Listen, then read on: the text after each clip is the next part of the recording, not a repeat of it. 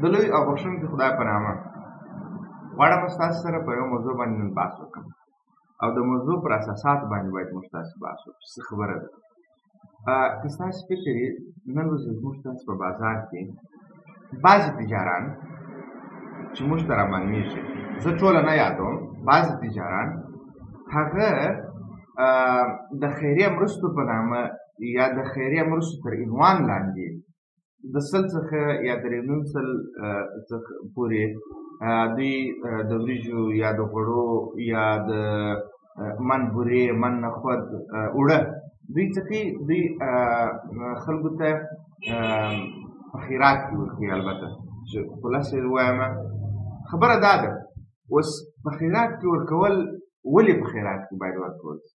دا سوال دی. دا یو زه د اسلامي اړخ څخه بحث نه کوم ځکه چې هغه زما مسلک نه دی.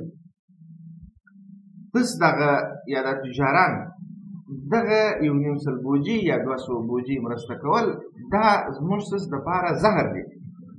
دا باید موږ ونه منو او موږ باید هم نه خلو، ضرورت یې نشته. ولې اخلي یا دوی ولې موږ ته راکوي؟ یو خو چې د 200 بوجي یا 1.5 بوجي موږ ته راکړلې د خدای تر ابده پورې په نرخ کې لوړوالی راولي. دی څه کوي؟ دته خو معلومات شته که د دنیا په بازار کې ډالر لږ لوړ شو یا کښته شو یا نرخونه لوړ شول، دی سمدلاسه ورسره لوړېږي. کاکا ستا په صدي ولې ورسره لوړی؟ تا ته په کومه فیصدي باندې راځي؟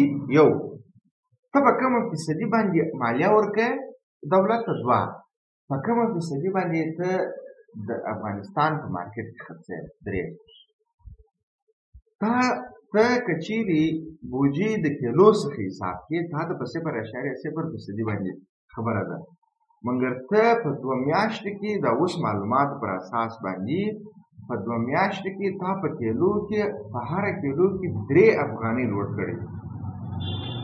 تر فیصدي دې ورړولې ده، په فیصدي کې خبره نه ده. اوس ته په کیلو کې 3 روپۍ لوړی، 3 افغانۍ لوړ شوی دی. دا چې اوس بله موقع په لاس درسي بیا به 1.5 بوجي شان ویشي، بیا به د غریبانو څخه یا د مارکېټ څخه په میلیوناو ډالر یا په میلیوناو افغانۍ په بیلیوناو افغانۍ به ځینې کولی.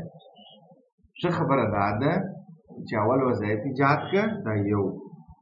دوهم نرخونه کنټرول کړه، په کم نرخ چې دی د دنیا په نرخ باندې سوداګري زموږ سره مه کوه چې زموږ مارکېټ زموږ مسؤلینو چې هر نرخ ټاکلی دی هغه کې هم ستا ګټه ده، هم به خدای هم به خورمای په هغه باندې ورکوه، په هغه نرخ باندې اجناس خرڅوه. او دغه د فقر سلسله دا بله ختمه کړي. دا موږ ته د 20 کالو څخه چې راپاتې ده هره مؤسسه هر ارګان هر څوک دغه شان چې ویشي، دا د دې ضرورت نشته. ځان مه ښیه پلانکي ولا پلانکي صاحب دا کار کړی، پلانکي صاحب دا کار کړی، پلانکي صاحب دغونه بوجي وویشلې. د دې پر ځای باندې ولې یو سړک نه جوړوي؟ 11 کیلومتر سړک جوړ کړه. سړک دې په واسه نه پوره مې جوړه. ولې یو دانه غټ پل نه جوړه؟ پر دغه لویو لارو باندې پر دغه غټو سیندونو باندې پلونه 20 کاله 30 کاله کېږي چې جوړ شوي دي. د دې بلا نور عمر نشته.